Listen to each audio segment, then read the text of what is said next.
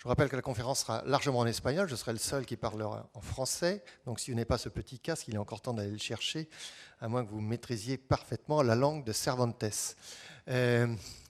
Nous avons la chance ce soir de recevoir M. Consuegra, qui est un des plus grands architectes espagnols,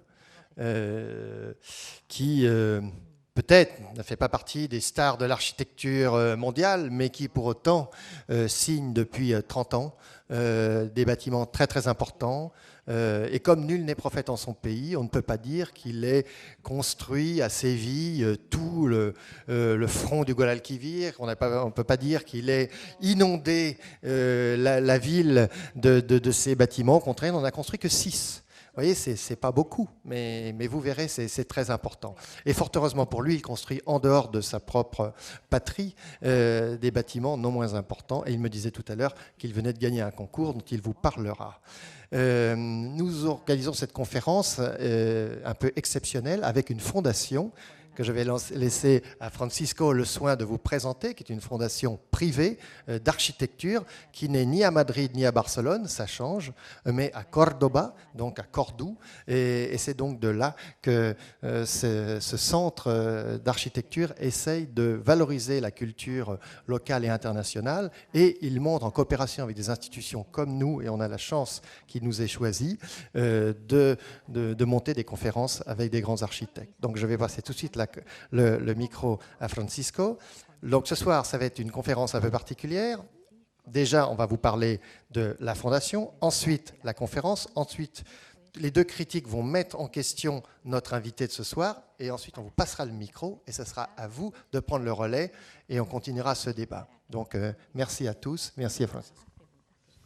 Merci bien. Bonsoir à tous. Veuillez excusez-moi parce que je parlerai en español.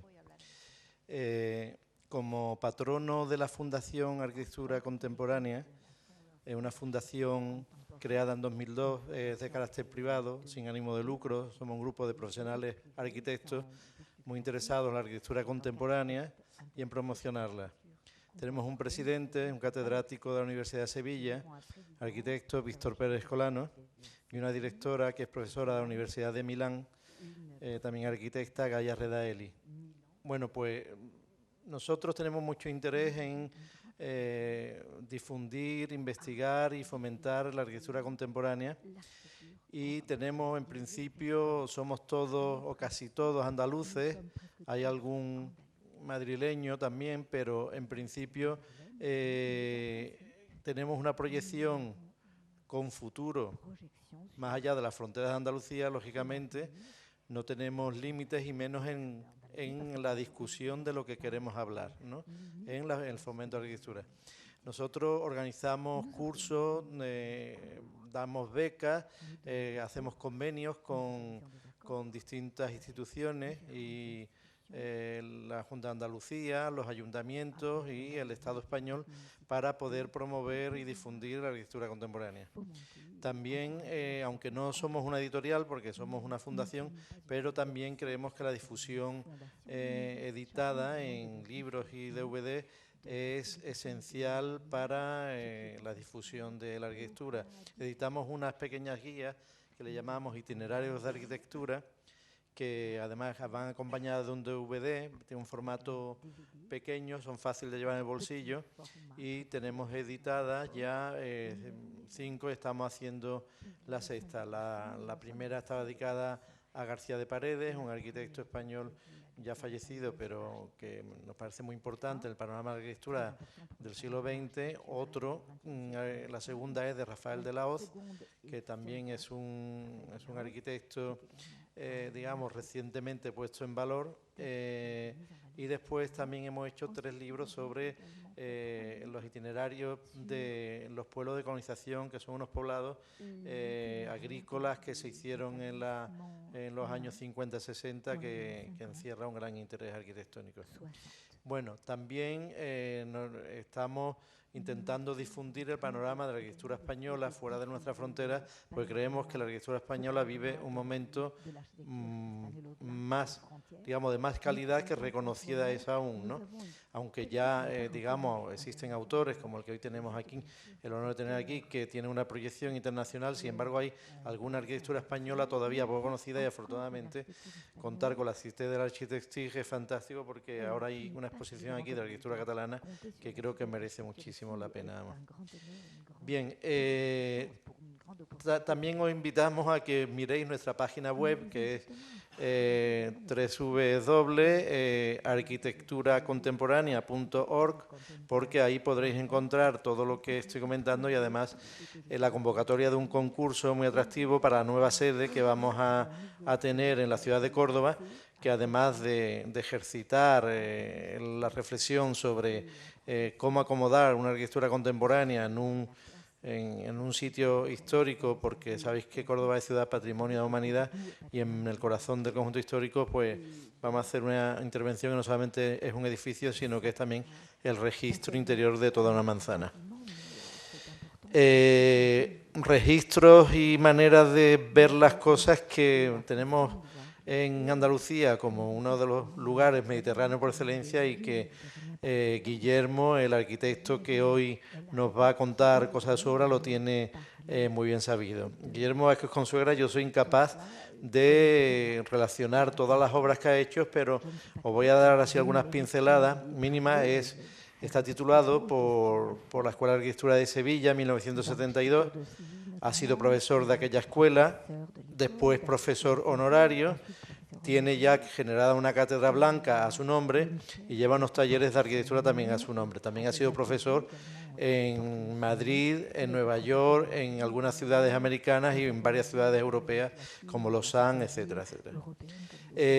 Su reconocimiento es allí para nosotros es enorme. Nosotros valoramos desde los que fomentamos y queremos la arquitectura contemporánea, queremos muchísimo la obra que hace Guillermo, no solamente porque tenga en sí una gran calidad, sino porque además tiene ese detalle de saberse acercar de una manera muy próxima, muy cercana. Hay una especie de inteligencia emocional en su arquitectura que te emociona al mismo tiempo que tienes unas maneras muy elegantes de resolverlo, ¿no? Me imagino que debe ser una derivación de su forma de ser personal, ¿no? Pero la manera de ver, bueno, ahora mejor lo explicará cuando él lo cuente, las imágenes, pero la manera de entender este mundo de paisajes urbanos que se meten por zaguanes y se abren en los patios y se expanden, esta especie de compresiones de la luz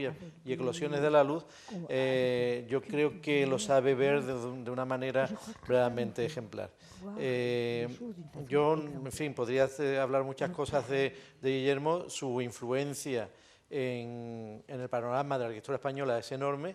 Creemos que tenemos no solo un embajador de la manera de producir de allí, sino un auténtico maestro donde, digamos, todas las nuevas generaciones no paramos de aprender, no paran de aprender, porque creemos que sabe entender la arquitectura de una manera muy sincera.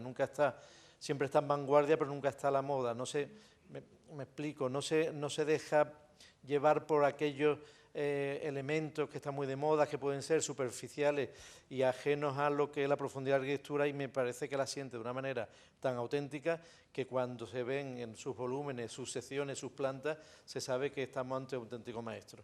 En fin, para nosotros es un honor contar hoy con Guillermo aquí, y le dejo que nos cuente su obra y después ya charlamos. Muchas gracias. Buenas noches. Gracias a Paco por sus elogiosas palabras inmerecidas.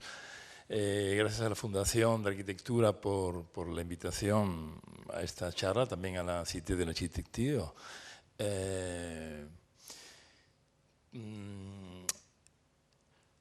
En esta conferencia, en esta charla, me gustaría mostrar algunos proyectos recientes, y había buscado un hilo conductor para todos ellos, un hilo conductor que podría ser un poco la relación o la dimensión urbana de la arquitectura. Quiero decir, la arquitectura, evidentemente, o los factores que intervienen en la producción de un proyecto de arquitectura son muchos, todos sabemos, pero siempre hay alguno que, por las razones que fuese, condiciona de alguna manera o contribuye de una mayor manera a la formalización o a la construcción de la forma del proyecto. En este caso me gustaría, por lo tanto, poner el acento en la dimensión urbana de la arquitectura, o sea, la capacidad que tiene la arquitectura de cualificar, de revitalizar el entorno urbano o no urbano, digamos, el entorno donde la arquitectura se establece. Por lo tanto, estos proyectos son arquitecturas que se deben al lugar donde donde han sido construidas, ¿no? La arquitectura, yo creo, pertenece al lugar donde será construida y de manera que extraídas de este lugar, digamos, perderían su significado, ¿no? Yo creo que son arquitecturas enraizadas en el lugar, por lo tanto comprometidas con la cultura, con la historia, con la geografía, con la topografía del sitio. Voy a empezar con un proyecto. Bueno, me gustaría también decir que quizás esta relación de la arquitectura con el lugar se puede producir de muchas maneras, evidentemente, ¿no? En los proyectos que hoy quiero mostrar, especialmente, esta relación se produce en la presencia de una serie de espacios que, como Paco Daroca ha comentado antes, son estos espacios ambiguos, indecisos, espacios de intermediación, de transición entre la arquitectura y la ciudad, entre el interior y el exterior, entre lo íntimo y lo colectivo, entre lo público y lo privado. O sea, me interesa trabajar precisamente en este fluir de estos espacios sin límites fijos, o sea, digamos de alguna manera, con fronteras indefinidas, ¿no? Los límites de los confines. Voy a empezar con...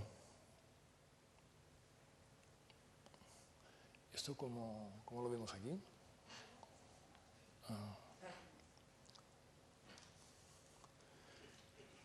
Ahora, sí. Bien.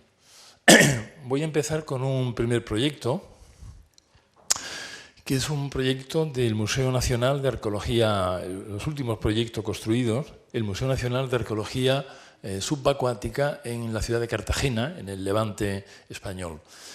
El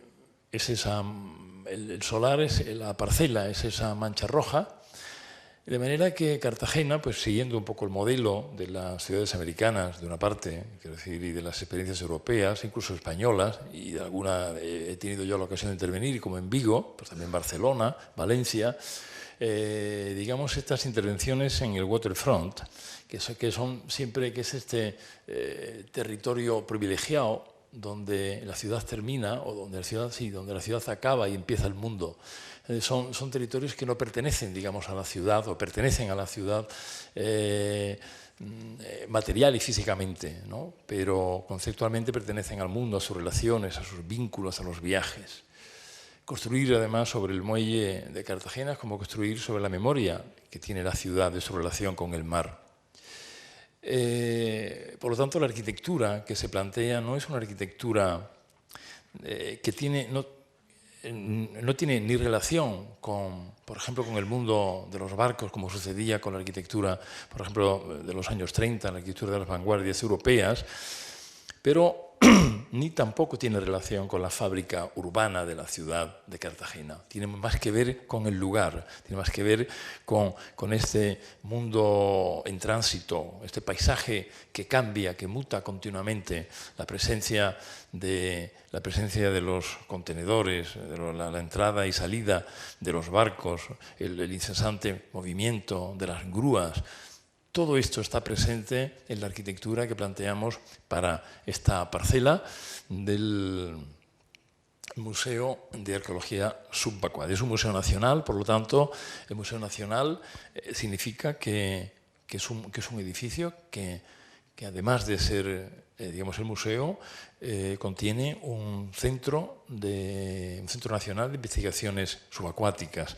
Por lo tanto, digamos que de alguna manera el programa sugiere ese desdoblamiento del edificio en 2 volúmenes. Pero van a ser razones también de otra índole, quizás en este caso la propia localización del edificio en el paseo marítimo, en el nuevo paseo marítimo de Cartagena. Esta es la muralla, bueno, esta es la línea que indica la muralla del siglo XVIII de la ciudad de Cartagena. Aquí está el mar y este es el muelle construido ya al principio del siglo XX. De manera que el edificio se desdobla en 2, uno que es paralelo a la muralla, paralelo incluso a esta vía de tráfico, mientras el otro, que es este otro, digamos con una forma más libre, más orgánica, se desentiende, digamos, de esta trama más cartesiana, de manera que entre ambos aparecerá este espacio de intermediación entre lo que es el edificio y el paseo marítimo.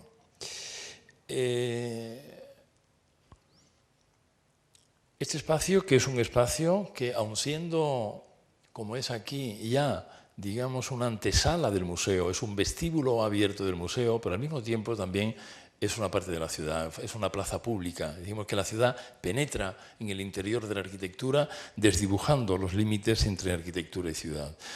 Estos 2 elementos van configurando este espacio público donde vamos a localizar la rampa de acceso al edificio. O sea, el edificio, el museo, y eso tiene mucho que ver con el propio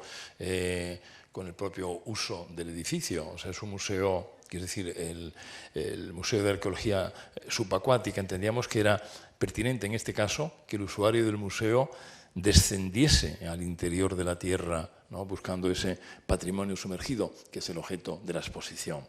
Por lo tanto, lo que hacemos es situar la rampa descendente en el espacio público para realizar el museo. Por lo tanto, este sería, digamos, el cuerpo que asume todas las funciones del Centro de Investigaciones Subacuáticas, que es decir, biblioteca, zonas de administración, talleres, etcétera, etcétera, mientras que este otro cuerpo es solo el lucernario, es un elemento de vidrio que está vacío, quiero decir, y que tiene como misión capturar la luz y llevarla al interior del museo excavado, el museo sumergido. En estas 2 imágenes muestran claramente esta disposición de estos 2 cuerpos que van dibujando este espacio interior. El museo, que sí, en este caso, pues se desarrolla a lo largo, digamos, de toda la cota bajo rasante, y aquí vemos como en la rampa de acceso, en el vestíbulo, se prolonga también hacia el exterior a través de esta pieza, que es un elemento donde se localizan las exposiciones temporales y que es una pieza que gestiona su relación con el mar a través de este gran ventanal, un ventanal con este paisaje de mar y de luz que permite, digamos, dar razón de su localización al borde del Mediterráneo.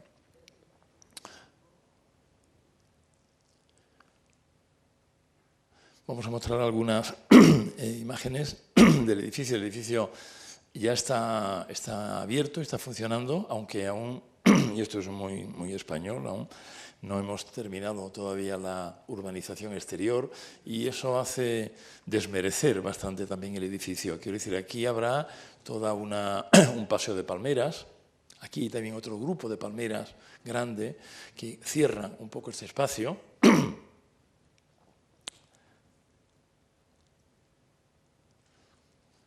La pieza del lucernario es una pieza, claro, hacia su fachada sur, es una pieza muy cerrada, con esas lamas que pretenden evitar el solamiento directo. Ahí está localizada la cafetería, que se abre al mar, y como esa pieza, por otra parte, tiene aparece, digamos, este elemento de transición, de conexión entre el espacio interior de la plaza y el cantil del muelle, a través de este elemento que es un puente en el interior del edificio. O sea que desde cruzando el edificio, cruzando, digamos, este espacio público, podemos ver qué sucede en el interior del museo.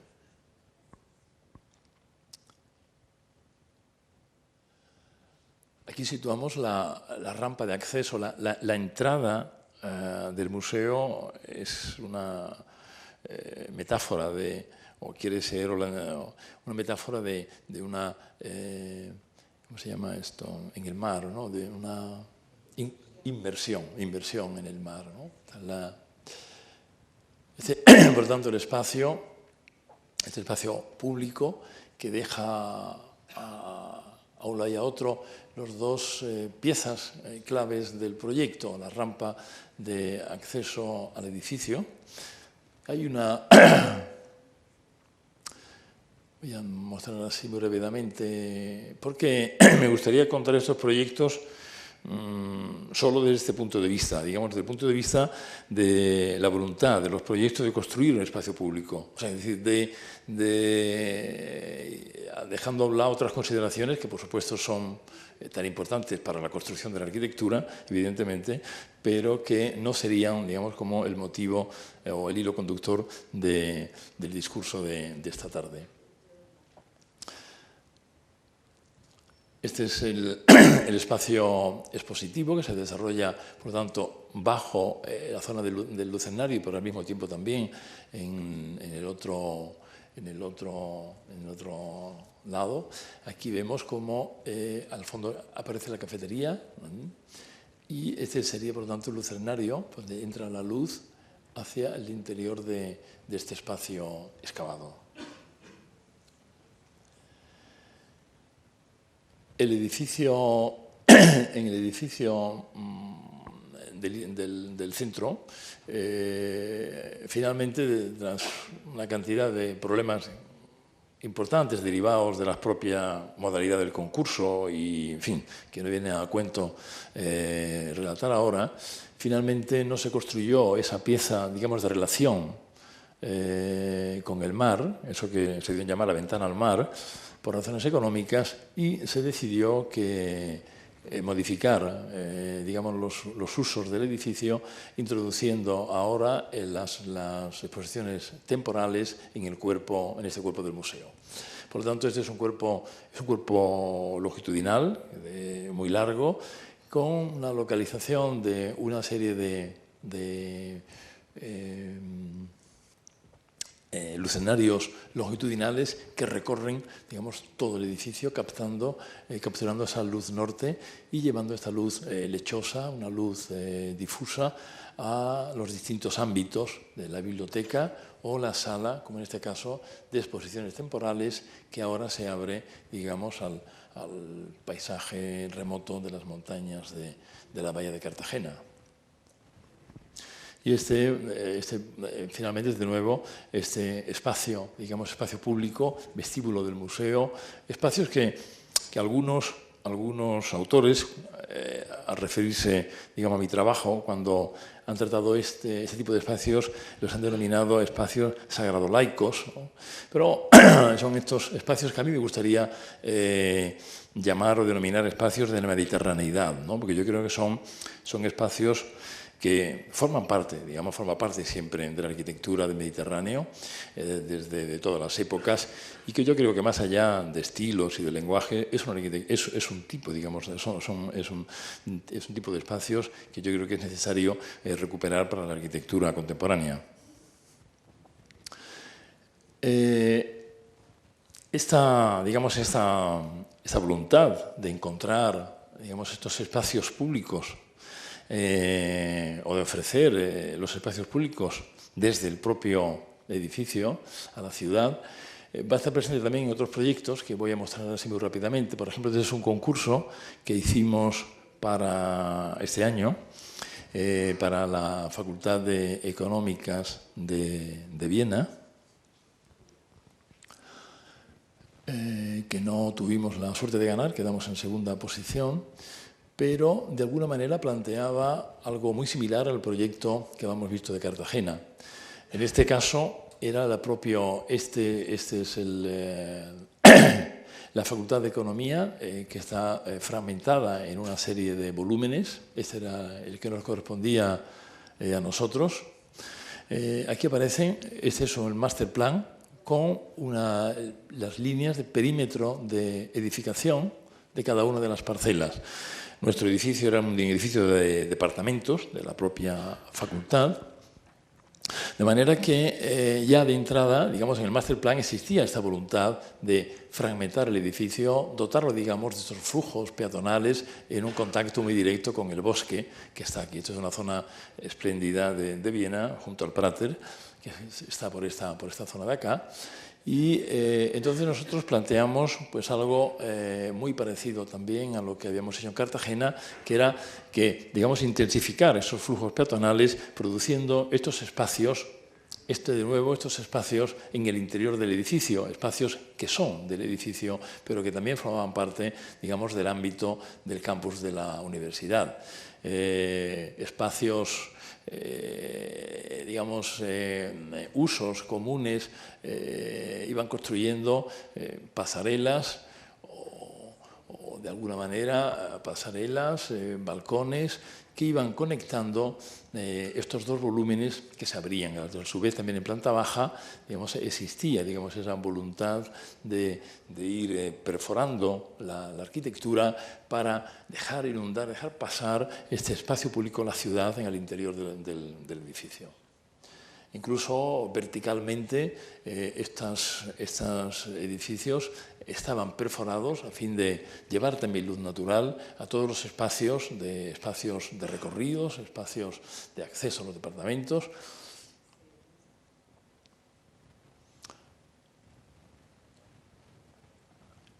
Otro concurso también hecho casi a la vez, porque claro, hacemos muchos concursos, perdemos muchísimo, algunos hemos ganado. Francis hablaba de algunos que hemos ganado recientemente, pero es verdad que para ganar uno hemos perdido 10, ¿no? Entonces, pero es verdad, ya no he comentado alguna vez que de la misma manera que no me alegro mucho cuando gano, tampoco me gusta enfadarme mucho cuando pierdo, porque al final, estos concursos al final lo importante, digamos, es aprender de ellos, saber que lo que puedes sacar sacar adelante en un concurso puede, digamos, ser su escalón para el siguiente, y hay temas que realmente yo creo que de alguna forma transitan casi de forma obsesiva en buena parte de estos proyectos. En este caso, por ejemplo, es un proyecto para la Gerencia de Urbanismo, para el Departamento de Urbanismo del Ayuntamiento de Sevilla, que se iba a construir en el territorio de la Expo, de la Exposición Universal del 92, y exactamente detrás de la parcela que ocupa hoy el Pabellón de la Navegación, que yo tuve la ocasión de construir también para la Exposición Universal. Entonces, yo creo que es un territorio de muy bajo tono urbano, donde realmente tiene realmente un carácter bastante suburbano, de parcelas muy amplias, muy desarticulado, muy desaliñado este contexto urbano, y nos parecía que era importante que el propio edificio construyese, además, su propio contexto urbano. En este sentido, el edificio se planteaba como dos bloques más o menos paralelo, donde evidentemente, como sucedía en Viena, una serie de elementos comunes, auditorio, restaurantes, biblioteca, etcétera, porque eran tres empresas públicas dependientes de urbanismo, eran tres empresas públicas distintas, de manera que iban construyendo, digamos, este espacio interior que era como un fragmento urbano, era construir una calle construir la calle primero y después construir la arquitectura a un lado y a otro. Esta calle terminaba con los jardines de la Cartuja, que era una visión, yo creo que muy interesante. Y entendía que estos espacios, ¿no? que al final son realmente los espacios vestibulares que permitían el acceso, digamos, a los distintos edificios, eran, yo pienso, probablemente los espacios más intensos del proyecto.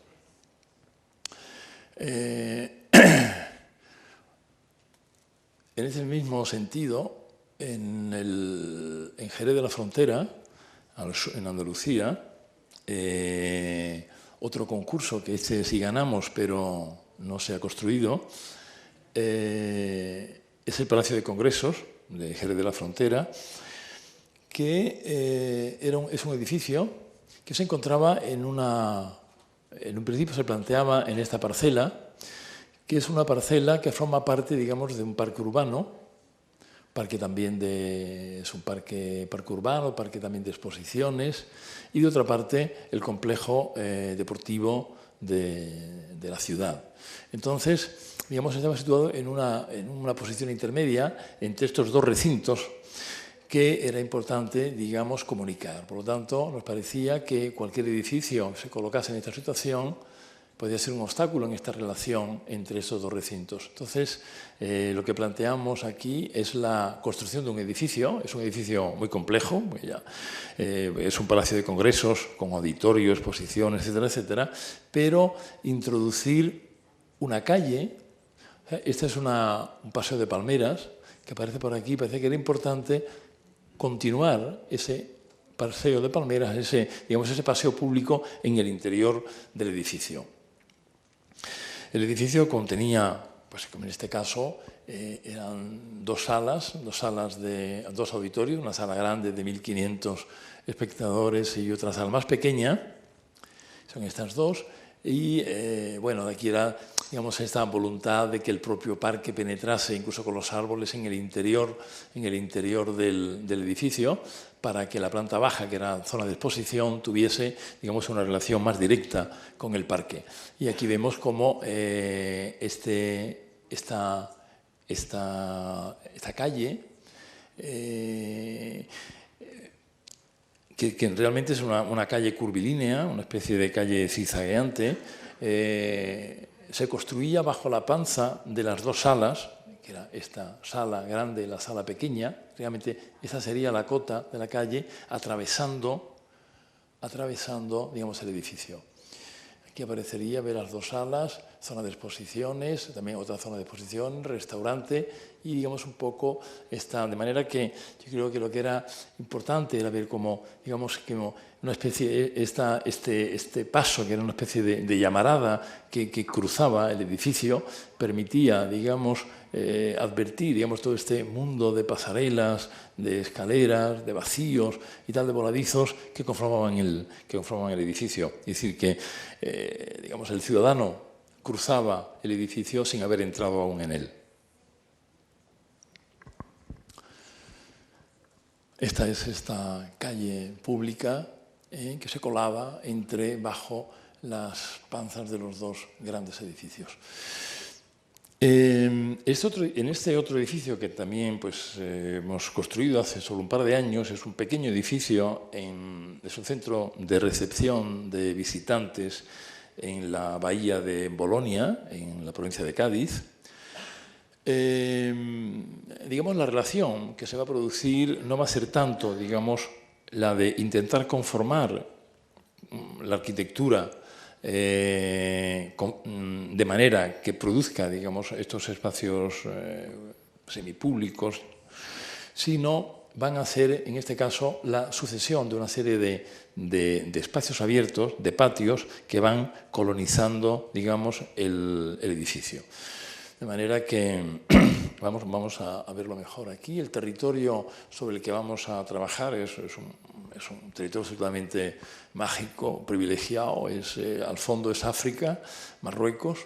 Estamos, por lo tanto, en el estrecho de Gibraltar. Y el sitio donde vamos a construir, donde hemos construido, es por aquí. Esta es la ciudad romana. Bueno, como veis, es un sitio absolutamente espectacular, una playa de una parte que es parque natural, por lo tanto protegida, Parque Natural del Estrecho, también es zona militar, ¿no?, por su propia posición geográfica, y también por la presencia, digamos, de los vientos de levante y de poniente, pero sobre todo de levante, ha permitido mantener esta playa, este territorio virgen casi hasta ahora, ¿no? Entonces, y además, pues cuenta con la presencia, digamos, de este conjunto arqueológico de la ciudad romana de Baelo Claudia, que es una ciudad romana que se funda en el siglo II, precisamente dadas las circunstancias, digamos, de su localización frente a la ciudad de Tánger. Está solo a 20 kilómetros, ¿no?, en línea recta de la ciudad de Tánger, en Marruecos, y es una ciudad industrial dedicada a la captura del atún, y a la captura del atún, esa es la parte industrial de la ciudad, y a la fabricación del garum, ¿no? Baelo Claudia no tuvo, digamos, la envergadura de otras ciudades españolas como Mérida, Tarraco, Hispalis, pero realmente es una ciudad muy interesante porque es casi una ciudad de manual, en el sentido de que es una ciudad que tiene todos los elementos de la ciudad romana están presentes en Baelo Claudia: el foro, la tríada capitolina, el templo de Isis, la basílica, el mercado, la sauna, el teatro. Y realmente es impresionante este territorio de las ruinas romanas, exactamente en esta posición junto al mar. Aquí vemos, esta es la zona industrial, el teatro, la basílica, el decumanus de la ciudad. Aquí vemos la basílica al fondo y por ahí aparece el edificio nuestro. Porque el edificio es un edificio que ha de tener, yo creo, un triple compromiso. Compromiso con el territorio, compromiso con las ruinas y compromiso con el programa, sin duda, con el programa de usos. Digamos, el diálogo con las ruinas se produce localizándose en una geometría que es sobre la directriz del decumanus máximo, que es este de acá. De manera que aquí localizamos el edificio, digamos, no es casual el que aparezca aquí, evidentemente es la zona donde no existen restos romanos, aquí hay una necrópolis, o sea, quiere decir que más o menos la localización estaba ya muy acotada. La carretera de acceso habría de ser esta, por lo tanto, aquí se dispondría todo un sistema de aparcamiento de coches, aparcamientos de autobuses aquí, y este sería, digamos, el acceso al edificio. De manera que casi que podríamos decir que el edificio es como si fuese un fragmento de camino que se hace arquitectura, que se construye. Realmente el visitante habrá de llegar hasta el parking, dejar el coche aquí, cruzar el edificio e iniciar desde aquí la visita a las ruinas. El acceso a las ruinas había de producirse por esta calle y después ya se desciende y tal, ¿no? Por lo tanto, digamos, esa forma alargada responde también un poco responde bastante, digamos, a la situación en el territorio en relación con el acceso y el acceso a las ruinas. Por lo tanto, la idea era de hacer un edificio muy alargado en una posición, digamos, norte-sur, protegida de los vientos de levante y de poniente. Quiero decir, está la fachada sur, abierta al mar, protegida, digamos, no existen ninguna aperturas de huecos, digamos, a estas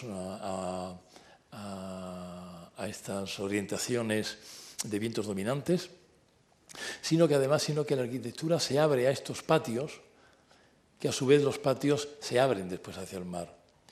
Hay como unas miradas cruzadas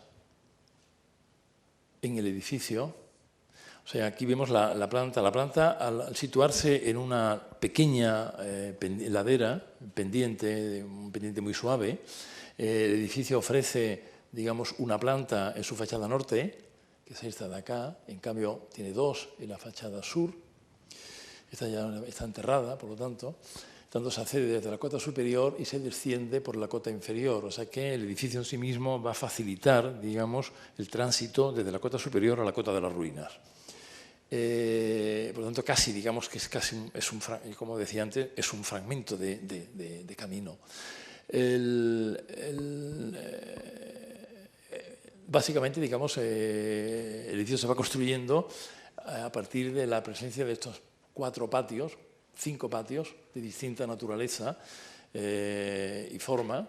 Unos están abiertos y cubiertos, otros están cerrados, unos son de uso interno, otros son públicos, etcétera, etcétera. O sea, ahí vemos, básicamente ese es el patio de acceso, que es un patio de acogida. A partir de aquí, digamos, la zona pública será esta, y este es el pequeño museo que llevará después, conducirá a la planta baja, a la planta inferior, que llevará ya directamente a las ruinas.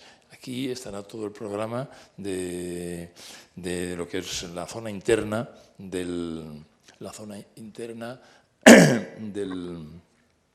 del centro. Quiere decir, las labores, todos los trabajos de administración, investigación, etcétera. Otro de los temas será también, evidentemente, en ese sentido también, cómo el edificio, hablamos de la adaptación al territorio, la respuesta al territorio, evidentemente, en la propia localización respecto a los vientos, respecto a las pendientes del terreno. Aquí vemos cómo el propio aparcamiento es casi como las curvas de nivel se van convirtiendo en el aparcamiento, y como incluso el propio edificio da un pequeño quiebro en la cabeza para salir al encuentro, digamos, de este otro espacio.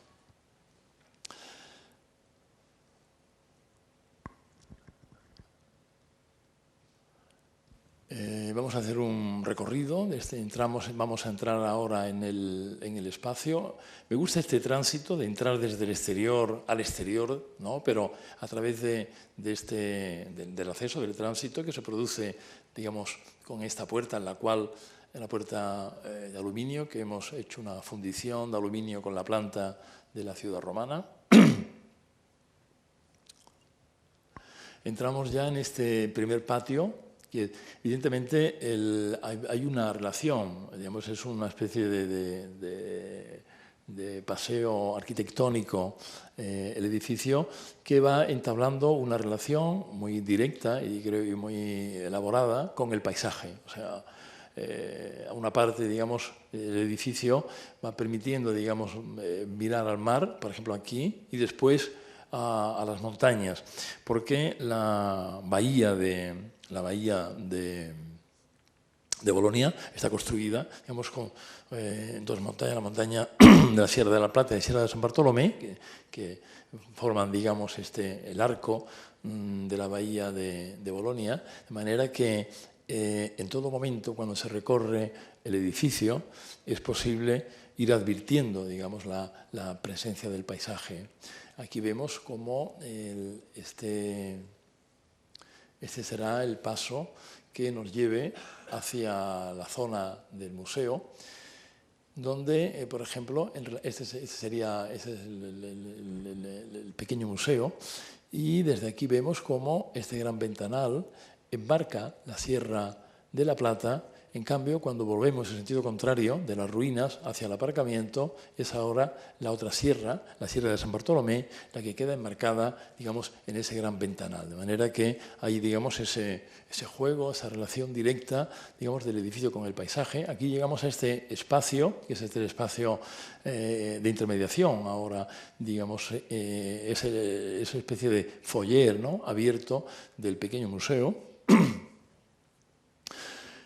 que se desarrolla en 2 niveles, con una ventana. Yo creo que la única ventana que se ofrece al exterior es la ventana que es esta ventana que encuadra ya las ruinas y solo es desde ya el corazón del edificio cuando por vez primera se tiene, digamos, esta visión de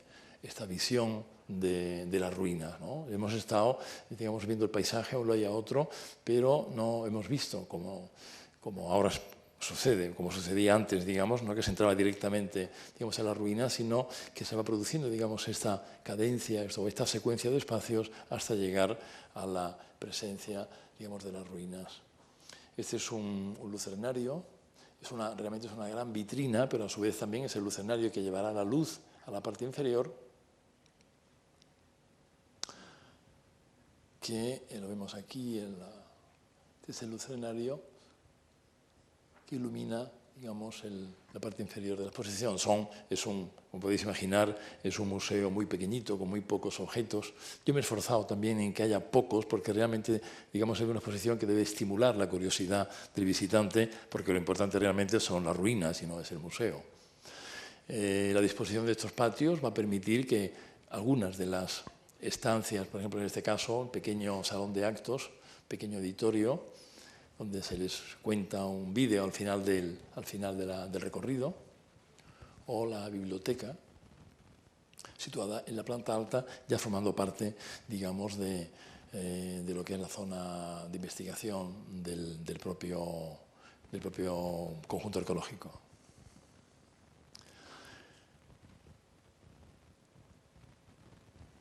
Como vemos, estos son grandes, son como grandes, o al menos pozos de sombra, ¿no? O sea, el edificio no tiene ventanas, o las ventanas se abren a esos agujeros, ¿no? Que son como pozos de sombra que van horadando esa fachada, ¿no?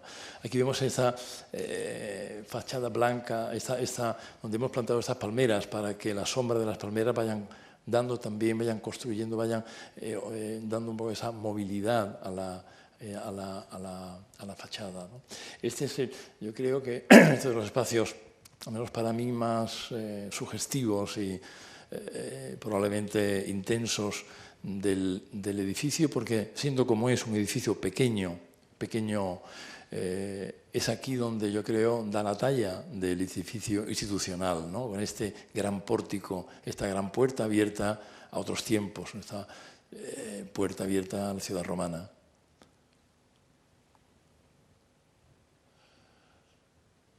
Este otro concurso es la Ciudad del Flamenco, también en Jerez.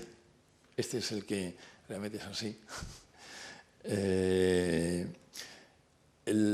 es un edificio donde realmente también, yo creo, existe, digamos, esta voluntad de construir ciudad, ¿no? A partir de la voluntad de ya, no en ese caso de mejorar, cualificar digamos, el espacio público, el entorno físico donde el edificio se construye, sino también en este caso estamos trabajando en el Centro Histórico de Jerez, que es un tejido muy delicado, muy frágil, en una posición simétrica respecto a los dos barrios flamencos por antonomasia de Santiago y San Miguel, los dos barrios flamencos de Jerez. Y allí pues eligió en esta placita, que era una antigua plaza, se eligió, digamos, con temas muy complicados, que no me voy a referir ahora, de diferencias de cotas, calles muy estrechas, que había que darles oxígeno. Y ahí, entonces se planteaba la construcción de este edificio, que es realmente pues, un museo del flamenco, que contenía básicamente pues, un auditorio, un museo, una escuela de arte flamenco y algunos servicios más. Entonces, el planteamiento del edificio es un edificio que, por tanto, tiene, digamos, esta voluntad de resolver los problemas urbanos que se van a producir en este contexto, trabando calles, enlazando, digamos, cotas diversas, resolviendo ahora calles que no tenían salida, o sea, quiero decir, cualificando clarísimamente, fertilizando, de otra parte, el tejido urbano donde el edificio habría de construirse. Digamos, la planta baja tiene dos grandes edificios, de una parte la escuela y de otra parte es el propio auditorio. La ciudad pasa por debajo porque encima pues, tiene otra plataforma que es donde situamos el museo, propiamente dicho, el Museo del Flamenco.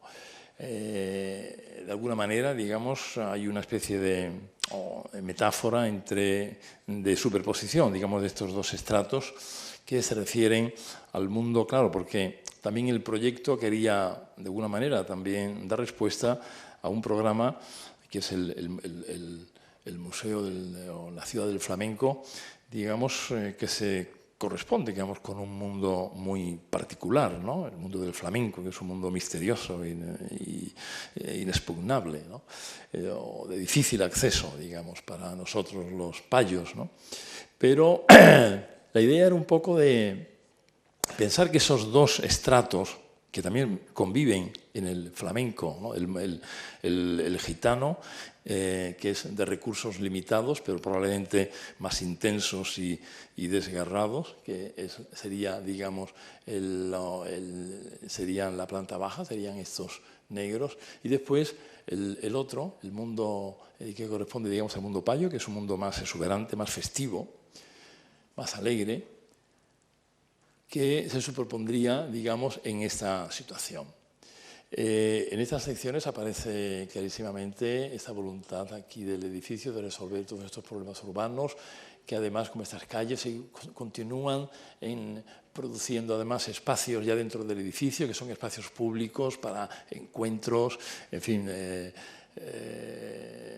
Realmente es un edificio que dotaba, digamos, al barrio también de oxígeno, porque por una parte, claro, se construía en un espacio que era libre, ¿no? En un espacio abierto, y de alguna manera yo creo que el edificio debe devolver también un poco a la ciudad esos espacios que de alguna manera pues estaba utilizando. El vestíbulo del edificio era una pieza, yo creo, de una gran intensidad, porque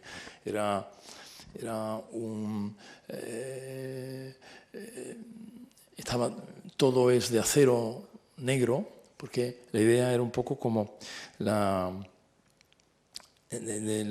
voluntad era un poco de entrar, penetrar en el edificio sacudidos, digamos, por una gran conmoción, penetrar en la arquitectura, adentrarse en el corazón del dolor, del sufrimiento, penetrar en el interior del misterio. Era un pozo negro. En cambio, digamos, las cotas superiores, en la propia construcción del museo, la relación además con el entorno se resolvía para evitar una aproximación a calles que eran relativamente estrechas. La la composición, digamos, de este perímetro con curvas y contracurvas que de alguna manera, digamos, hacían alusión a los movimientos propios del mundo del flamenco.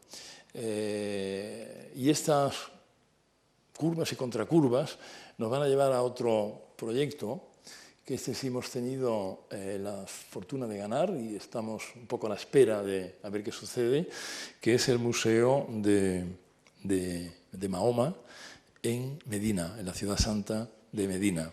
Museo es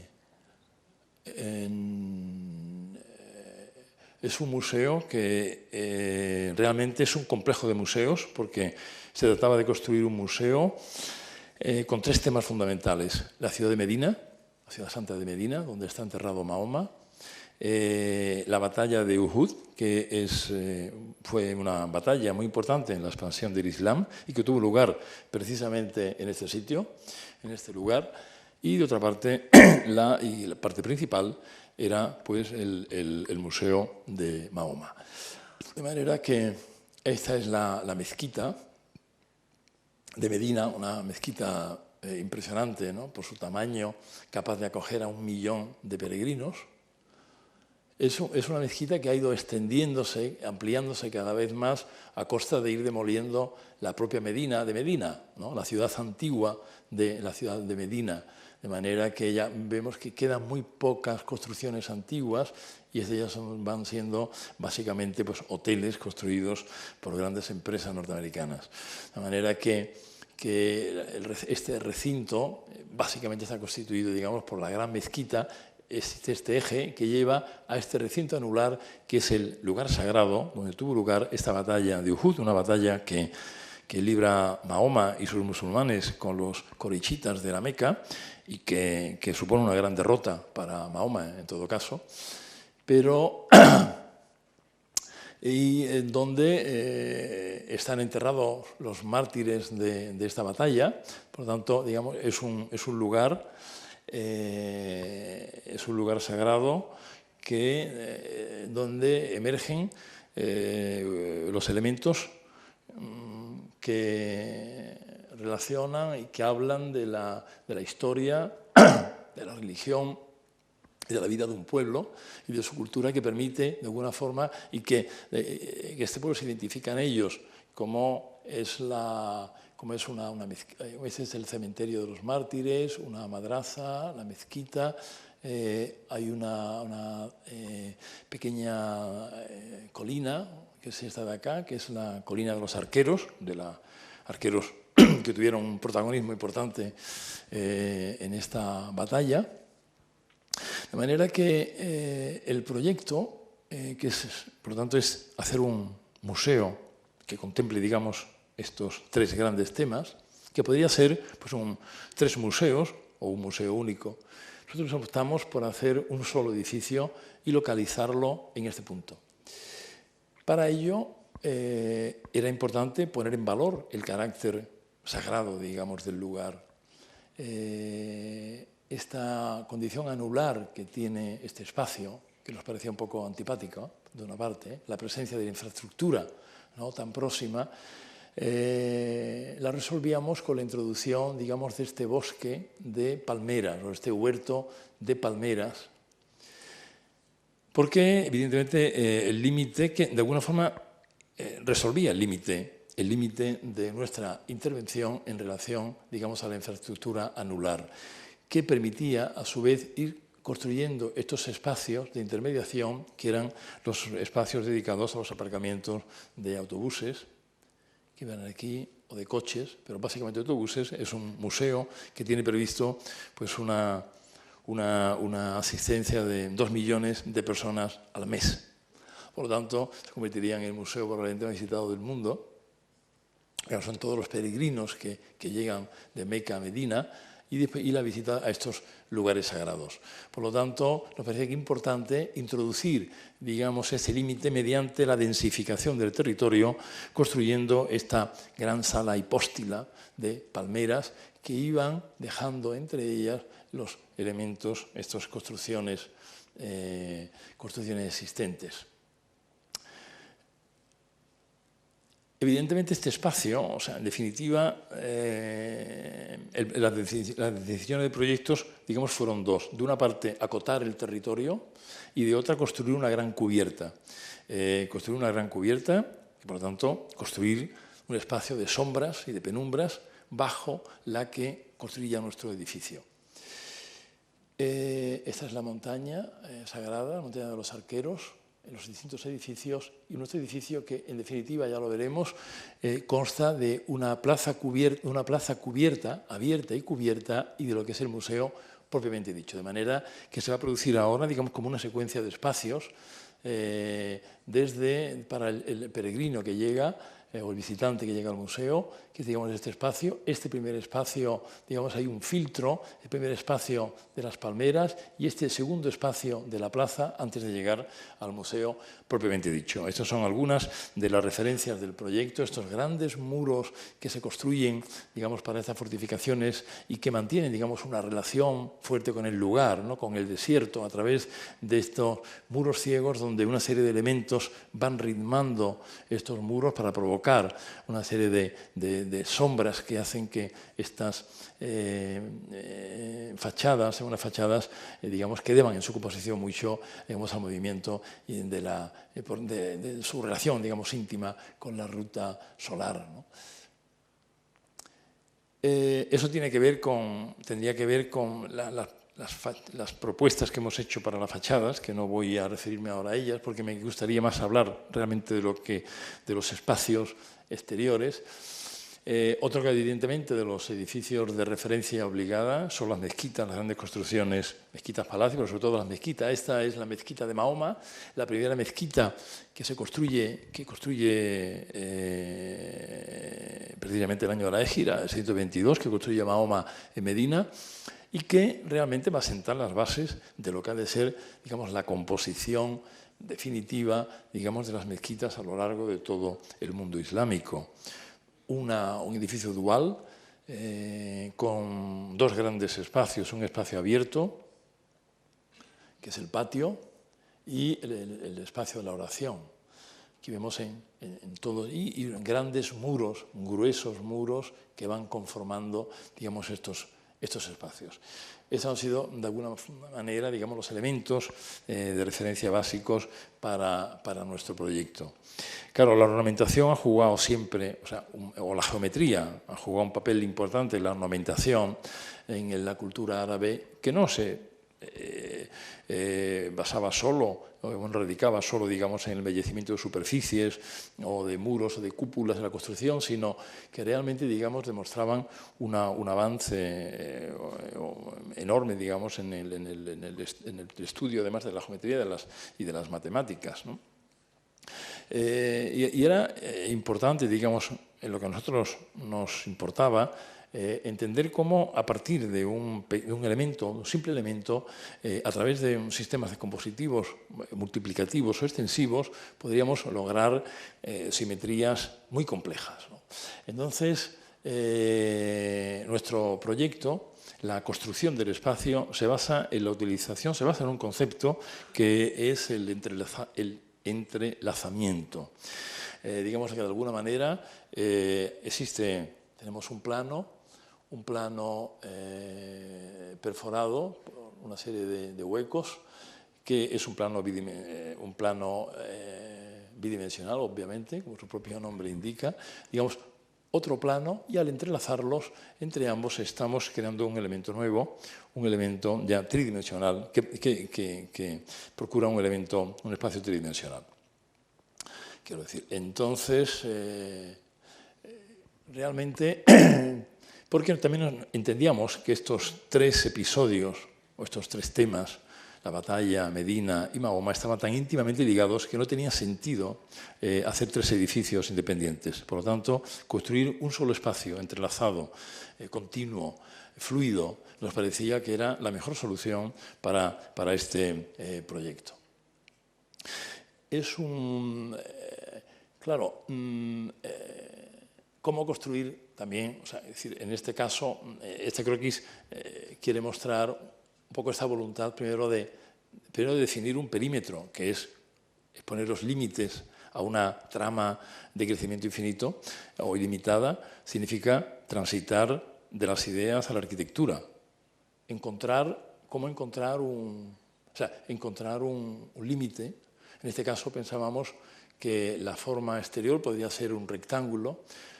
La presencia de unos muros gruesos nos podría servir para albergar todo lo que eran los servicios del museo, que no eran lo que no eran los espacios expositivos, de manera que la idea, por tanto, es planta baja. En la planta baja se localizaban los accesos, básicamente el acceso también, por supuesto, a la planta inferior, donde localizábamos las exposiciones temporales, y la planta alta, que eran las exposiciones la exposición permanente.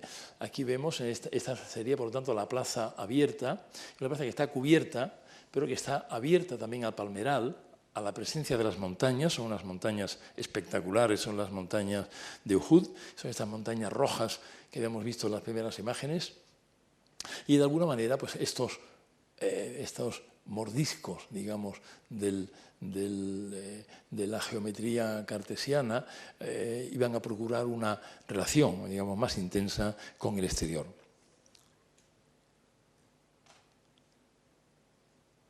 Esta sería la planta superior. realmente son toda una serie de recorridos que se van entrelazando con pendientes muy suaves. En este caso, en esta planta, hay un punto de conexión con una zona de restaurantes que tienen un acceso también incluso independiente, ¿no?, desde la cota inferior. Y aquí en estas maquetas de trabajo veíamos un poco cómo se iban, digamos, superponiendo estas geometrías, estos planos horadados que iban conformando, digamos, estos espacios continuos. Desde la planta inferior, donde localizamos las exposiciones, este era el vestíbulo, las exposiciones temporales, esta sería la planta superior con la exposición permanente, y en la cubierta la construcción de una pieza de mayor volumen que dedicábamos, digamos, a la figura del profeta Mahoma. Estas imágenes muestran el aspecto que podían tener, digamos, estos espacios. Esta sería, por lo tanto, la plaza cubierta con el palmeral, restaurantes en la planta inferior. Realmente es un espacio donde yo creo que estructura, arquitectura o forma y luz están íntimamente ligados, ¿no? Y como sucede, yo creo, en las grandes arquitecturas, ¿no? Me gustaría, como sucede en las grandes arquitecturas, ¿no? Aquí vemos, por ejemplo, cómo la entrada de luz va cambiando además estos espacios y cómo a partir, además, de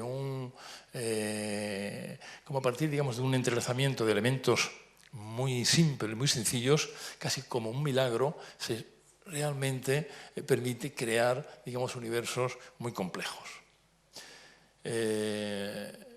Esta es la parte superior, la parte en la cual dedicada, digamos, a la figura de Mahoma, donde una luz cenital baña ese espacio, digamos que también será, sin duda alguna, un espacio, digamos, probablemente cumbre, digamos, en el recorrido expositivo del edificio.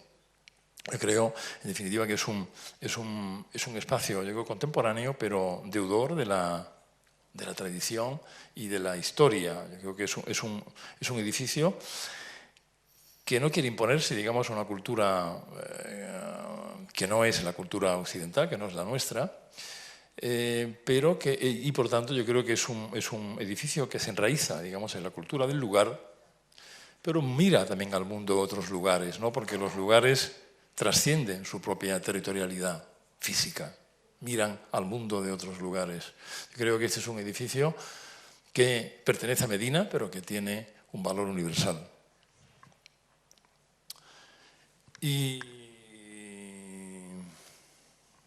por último, me gustaría contar el penúltimo concurso que hemos ganado hace solo un par de meses en Sevilla, que es el Caixa Forum, o sea, el Centro Cultural Caixa Forum, que no sé, supongo que conoceréis, el de Barcelona y el de Madrid, que es de Ejército de Morón. Y este es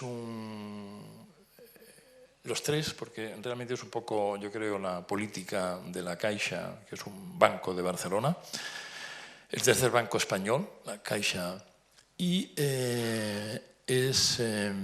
la política de alguna manera comercial ha sido la de introducir y política cultural y social, sin duda, introducir estos Caixa Forum, estos centros culturales en edificios ya existentes, quiero decir, recuperar edificios que pertenecen al patrimonio arquitectónico de la ciudad.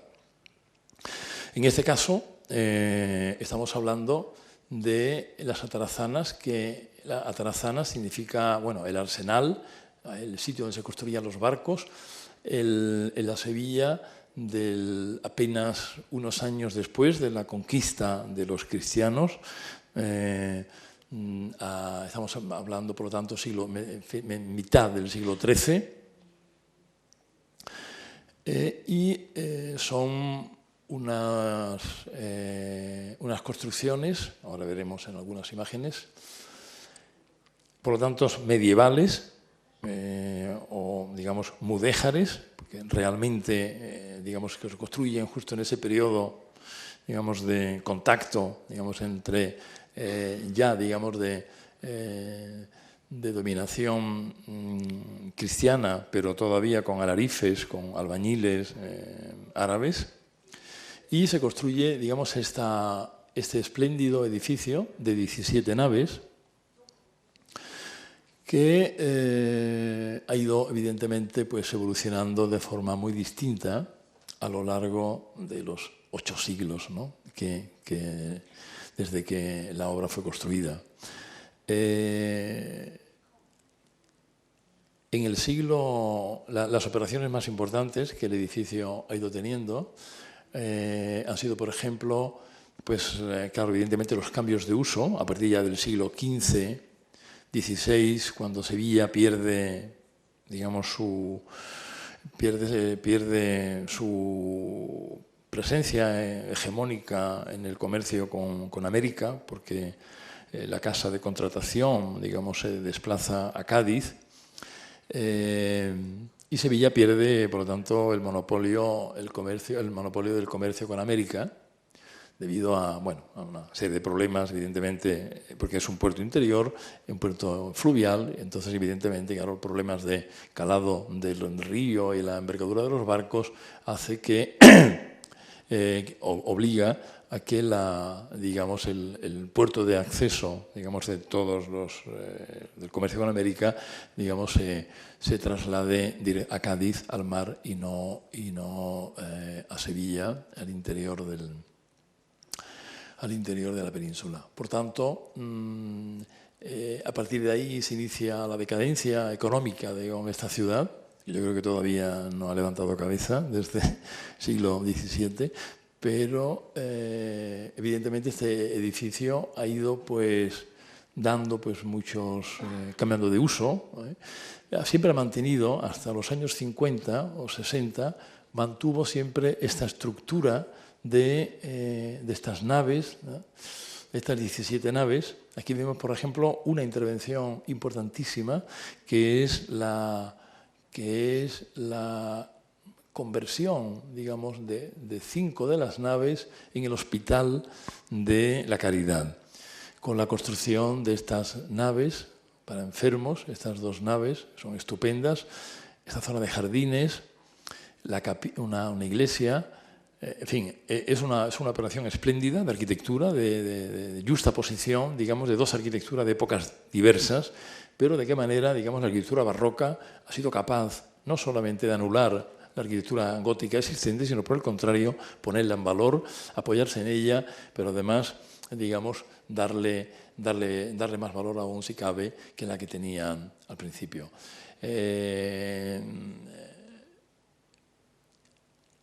Ya en el siglo XVIII, nuestra parcela, que es esta de aquí, la intervención es precisamente aquí, en estas 7 naves de acá. Se construye en el siglo XVIII un cuerpo aquí arriba. Se cubren algunas naves. En definitiva, existe una intervención importante en el siglo XVIII para su conversión en cuartel militar, en el cuartel de artillería, de fábrica de armas de artillería. El edificio, por lo tanto, digamos, es un edificio, o el proyecto, digamos, el Caixa Forum, que es este centro cultural, tiene un programa muy reducido, es un programa relativamente reducido, quiero decir, son 2 salas de exposiciones de distinto tamaño, un auditorio, básicamente, y después algunos talleres y poca cosa más, una tienda, tal. Entonces, claro, el edificio es un edificio enorme para tan poco programa, ¿no? De manera que el reto era de cómo situar ese programa en el interior de un edificio que a todas luces era un edificio excesivo, ¿no? como metros cuadrados. Por otra parte, estaban las propias características a la hora de tomar la decisión de cómo intervenir en el edificio con este programa. Cosas a tener en cuenta, de una parte, era evidentemente la entidad, la naturaleza del propio edificio, esas 7 naves paralelas. De otra parte, la localización en relación, digamos, a la ciudad. Las Atarazanas, que es este espacio de acá, el Hospital de la Caridad, aquí fue demolido en los años 50, en las 5 naves, de manera que lo que son atarazanas de verdad hoy ocupan este espacio. Claro, las naves se construían aquí, se llevaban al río en este espacio que se llama el Arenal, se llamaba el Arenal, que era realmente la muralla, era una muralla, la muralla de la ciudad, la muralla venía por aquí. O sea, es un edificio extramuros de la muralla histórica. Y este era un terreno, evidentemente, un terreno baldío, un terreno arenoso, que era el terreno, digamos, de donde se realizaban todas las faenas relacionadas, digamos, con el río. Como ven ustedes, ocupa una posición casi simétrica en relación, o digamos, equidistante entre el río y el conjunto monumental de la ciudad. La catedral y la Giralda, que es un poco la torre, el icono, digamos, de la ciudad de Sevilla. Aquí vemos incluso, como habíamos visto antes, se construye sobre la mezquita mayor de Sevilla. Vemos el patio de la mezquita, hoy con un patio de naranjos. Los naranjos son posteriores a la ocupación, bueno, al establecimiento, digamos, de los árabes en Andalucía. Como hemos visto que las mezquitas son siempre, es decir, están desnudas, no tiene vegetación en este sentido. Y aquí aparece, por tanto, la catedral y la Giralda, que es la torre que se construye, además, sobre el alminar de la antigua mezquita. El Alcázar, en fin, la casa de contratación. Por lo tanto, hay una posición estratégica en su relación del río y el conjunto monumental. Y esas son las 7 naves, el cuerpo que se construye en el siglo XVIII y esta calle, que es la calle que va a poner en contacto, digamos, estos 2 grandes episodios. Esta es esta calle. Y por lo tanto, digamos, esta sería la fachada de una de las naves, ¿no? De la primera de las naves, es esta de acá, que estaba cerrada, siempre cerrada. Y las 7 naves, evidentemente, se construyen a partir de aquí. Vemos como al fondo, este es un arco que pertenece a la muralla de la ciudad, y la Giralda, la catedral y la Giralda al fondo. Esta visión del conjunto monumental fue una de las sorpresas, digamos, para mí cuando visitamos el edificio a la hora de abordar el proyecto. Empezamos a recorrer las azoteas, vimos cómo, claro, la presencia era absolutamente espectacular, ¿no? Entonces pensamos que evidentemente este era un material fundamental para nuestro proyecto. La visión impresionante de este conjunto lo tenemos que incorporar al proyecto nuestro. Aquí hay algunas imágenes de las atarazanas para que veáis que, bueno, yo creo que es el espacio más imponente de la arquitectura civil sevillana, quizás solo comparable a la catedral, es realmente impresionante.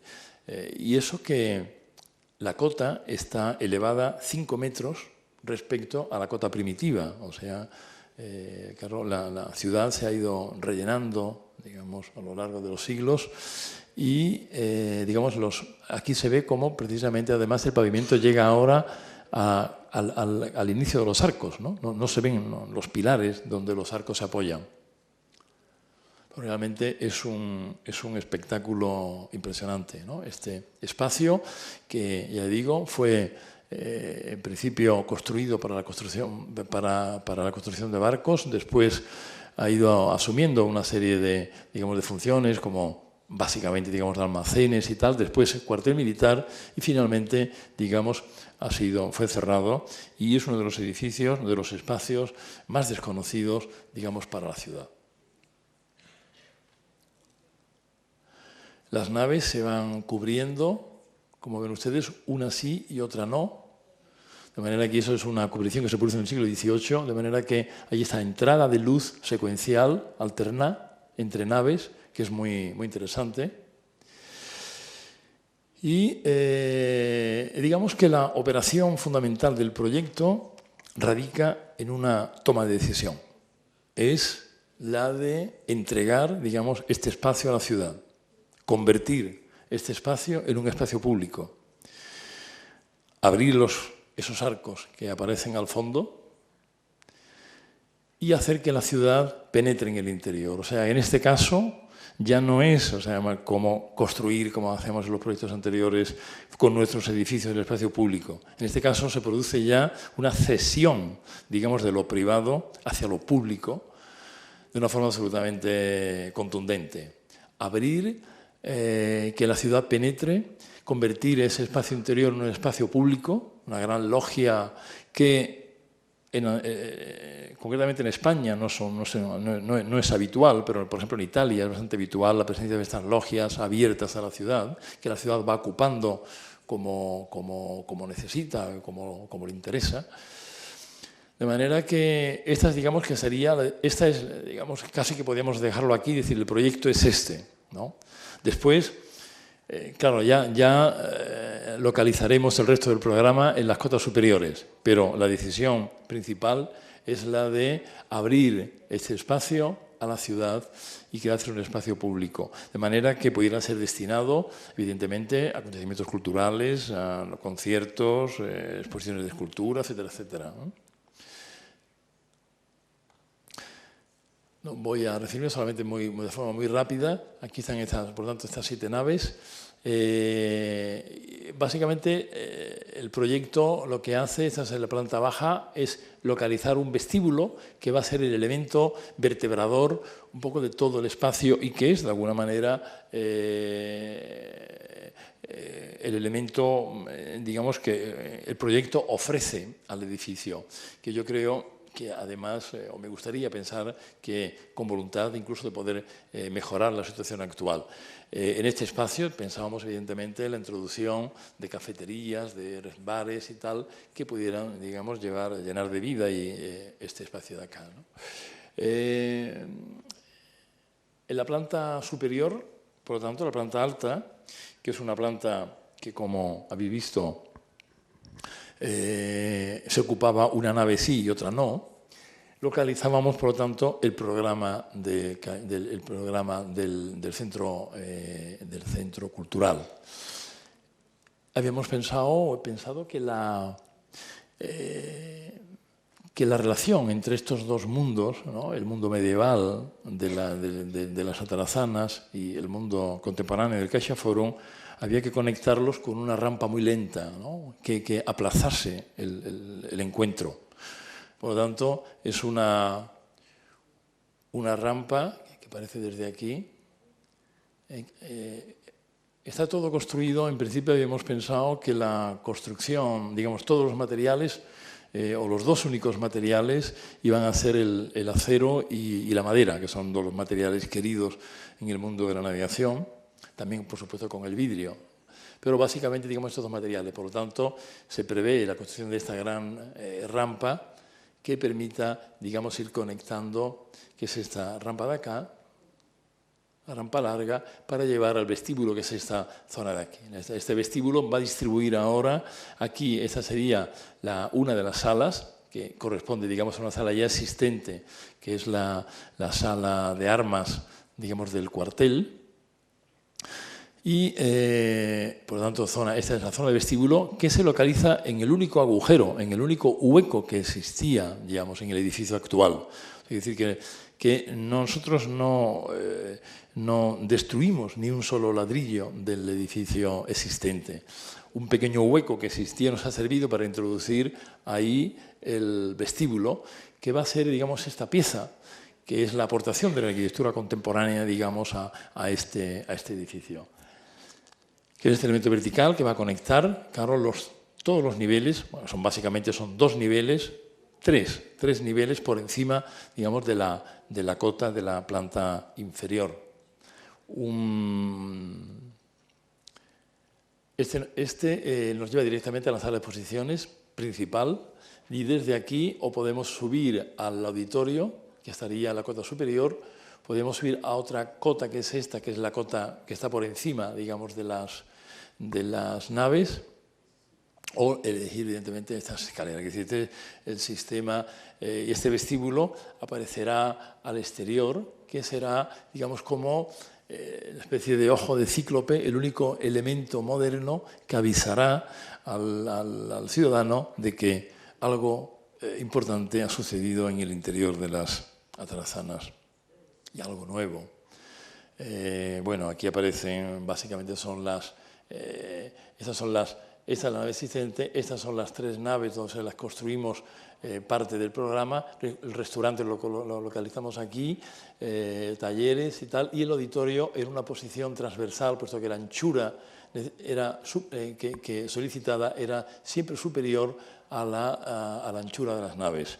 Y este era uno de los temas clave, dónde localizar el auditorio. Yo creo que esto es una sección del edificio donde aparecen, claro, esta es la primera nave que abrimos, donde aquí arriba pues aparece, aquí va, esta es la construcción sobre esta nave, esta, que vemos aquí las que están cubiertas con las bóvedas de crucería, son estas de acá, tienen una construcción arriba y nosotros lo que vamos a hacer es construir aquí, demoliendo estas tres naves, estas tres cuerpos superiores y construyendo aquí el programa del CaixaForum y manteniendo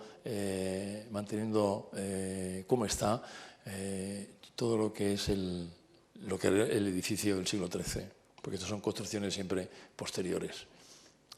Que aparecerán ahora con distinto, este es el restaurante con esta primera terraza, aquí vemos la sala mayor, los talleres. Y esta, que es la cota, donde tenemos esa presencia espectacular de la Giralda y que va a ser ahora la cota del foyer de acceso, que es este sería, por lo tanto, el restaurante, con la cota superior, que es esta especie de mirador, ahora ya con esta visión espectacular de la catedral, desde que es, digamos, la cota de acceso al auditorio. Vamos a ir de aquí, este sería, por lo tanto, el acceso al auditorio. Ya termino. Esta es otra de las imágenes de una maqueta que hicimos para su presentación, donde aparecen, bueno, pues también esas cubiertas verdes que no utilizamos, como estas cubiertas de acá, la cubierta del restaurante. El vestíbulo, que es esta pieza, que es la única pieza que perfora un poco todo el edificio, y como el auditorio, que es la única pieza nueva, es esta de aquí, de alguna forma, digamos, emerge en la cubierta en un juego, yo creo, delicado y silencioso de pliegues de cubierta. Y esta ya es la última, porque arriba construimos todo el CaixaForum y abajo, digamos, todo este espacio a disposición de la ciudad. Muchas gracias.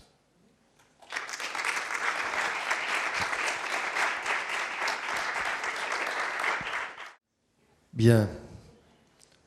En effet, on a tout de suite envie d'aller à Séville et c'est peut-être là-dessus que je vais peut-être rebondir tout de suite, Monsieur Consuegra, déjà en vous remerciant pour cette exceptionnelle conférence qui nous montre bien ce travail, j'allais dire, sur la ville, et j'ai bien apprécié vos propos sur la dimension urbaine de l'architecture, et qu'il s'agisse de bâtiments, quel que soit le contexte, on voit que votre souci le plus fort, et même quand il s'agit d'une greffe sur le patrimoine, est toujours d'ouvrir le bâtiment sur la ville. Ça, c'est vraiment une démarche, quelque chose qui n'est pas forcément évident ou écrit sur votre travail, mais en tout cas qui transpire si vous me passez l'expression, complètement dans les images et dans les plans que vous venez de nous montrer. Alors, il est évident, quand on parle de Caixa Forum, on a un exemple très récent à Madrid, qui est le travail des Herzog de Meuron, et qui, comme par hasard, se sont retrouvés dans la même situation, de jouer sur les gabarits urbains, d'être en milieu patrimonial, et de faire décoller un bâtiment, et je dis décoller au sens métaphorique du terme, puisqu'il soulève complètement le bâtiment, rajoute quelque chose, c'est donc un décollement, surélévation. Enfin, on n'est pas là pour parler d'Herzog de Meuron, mais pour parler de situations contemporaines. Or, il se trouve que les mêmes Herzog de Meuron à Londres, pour la Tate Modern, ont transformé un bâtiment en briques, et j'ai bien noté que vous n'aviez pas changé une brique dans votre projet. Or, s'ils ont gagné le projet de la Tate Modern, c'était aussi sur l'idée de ne pas toucher au bâtiment, c'est-à-dire au contraire de le restituer, et même d'aller jusqu'à changer la couleur des briques pour qu'il n'y ait pas d'ambiguïté sur la qualité ou sur la traçabilité de leur intervention. Alors la question est de savoir si aujourd'hui, ce n'est pas une attitude justement très contemporaine d'être à la fois d'être dans ces infiltrations. On voit bien que ce travail d'architecture aujourd'hui est de cet ordre-là. Est-ce que ce mot est un mot qui vous convient? Infiltration.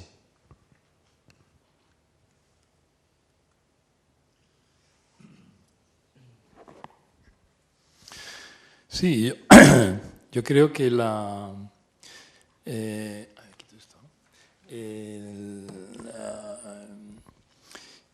claro, la situación con Madrid es muy distinta porque primero en Madrid el edificio que Ejército de Muro tienen es un edificio de menor calidad arquitectónica que las atarazanas de Sevilla. Ellos, quiero decir, con lo cual, digamos, existe una mayor posibilidad de intervenir sobre el edificio construido. Es verdad que también, de otra parte, la idea de crear un pequeño espacio urbano que permita oxigenar también, de alguna manera, la parte trasera de la ciudad y ponerla más en contacto con el Paseo del Prado, parecía que de alguna forma iba en esta línea de levantar el edificio, hacerlo levitar el edificio. Evidentemente es un esfuerzo estructural enorme que supone levantar el edificio para apoyarlo solo en 3 puntos. Yo creo que evidentemente es interesante, aunque realmente yo creo que es verdad lo que decías antes, que también quiero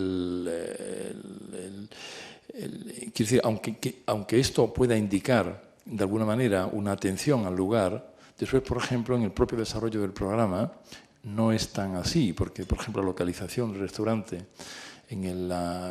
probablemente en el paisaje más hermoso, digamos, de Madrid, que es el Paseo del Prado, frente al Jardín Botánico, pues, digamos, está cerrado con una malla, ¿no?, que no permite que el usuario del restaurante, digamos, disfrute de ese espléndido paisaje. Yo, en este caso, ha sido un poco al contrario, o sea, la presencia del paisaje de la catedral y tal, de alguna manera, ha sido el que ha determinado la construcción del proyecto, ¿no?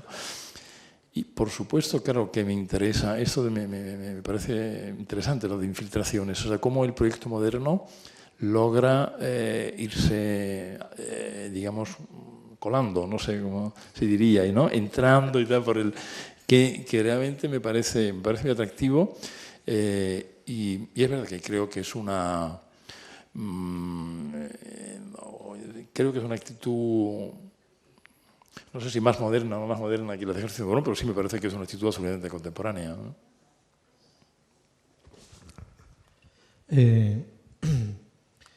Creo que no ha traído, Guillermo, un proyecto muy bonito, muy atractivo de lo que significa intervención en un patrimonio. Es un ayuntamiento de un pueblo muy próximo a Sevilla, se llama Ayuntamiento de Tomares. Era un edificio de origen agrícola señorial, o sea, es una hacienda, se llama allí, una hacienda de molino, y es la sede municipal del ayuntamiento, y Guillermo hace una intervención verdaderamente interesante, porque yo creo que es una lección de intervención en el patrimonio heredado. Porque el patrimonio heredado normalmente es una justaposición de muchos momentos, muchas veces, y algunos de esos momentos son muy acertados ayudan, colaboran al enriquecimiento de ese edificio, por ejemplo, la Mezquita de Córdoba, pero hay otros momentos menos afortunados que añaden construcciones que no tienen interés. Digamos, ese momento refinado de saber qué es lo que hay que quitar y qué es lo que hay que dejar, a mí me parece que es muy importante, es de buen arquitecto, ¿no? Yo creo que Guillermo ahí lo hace muy bien porque además introduce una arquitectura contemporánea, pero que se empasta, que de alguna manera utiliza la blancura, el blanco, la intensidad lumínica, el concepto de los patios, la manera de entender la ocupación del suelo, o sea, el asentamiento, los claroscuros, la manera de utilizar el jardín, me parece interesantísimo en ese caso. En el caso de las Atarazanas de Sevilla, yo creo que está dando una clave verdaderamente contemporánea, además también en lo que habéis mencionado, ¿no? Yo creo que el CaixaForum de Madrid, de Herzog y de Merón, ya una carga irónica, porque es un edificio de menos interés, ellos le obligan a conservarlos y yo creo que ironizan diciendo, pues, le vamos a cortar los pies y para decir que esto tampoco era para tanto, ¿no? Sin embargo, yo efectivamente, Guillermo no se encuentra esa situación en el edificio de Atarazana, un edificio de 10 siglos, ¿no? Casi encima, y que tiene una categoría enorme. Entonces, ahí sí hace una cosa que es muy interesante, que lo menciona además en otros proyectos, aparte de conservar el edificio, añadir y recuperar los valores mejores que tiene, como puede ser la visión de la catedral. Yo creo que hay una cosa muy contemporánea que tiene que ver con muchos de otros proyectos que él ha hecho, ¿no?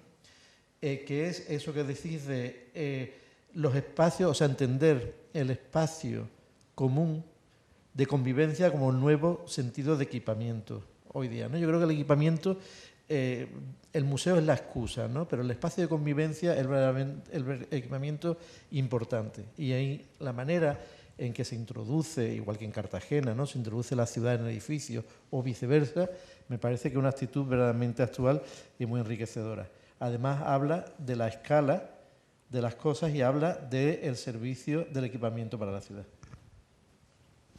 Sí, yo creo que, por ejemplo, eso que decías en la transformación de este Ayuntamiento de Tomares, que estuve a punto también de traerlo, lo que pasa es que iba a hacer muy largo la charla, pero porque el Ayuntamiento de Tomares, por ejemplo, está muy relacionado con el proyecto de Bolonia. El proyecto de Bolonia es nuevo, el proyecto de Tomares es ya construido, pero es esta sucesión de patios que se van entrelazando, donde el valor está probablemente no tanto en las construcciones, sino en estos espacios de transición, ¿no?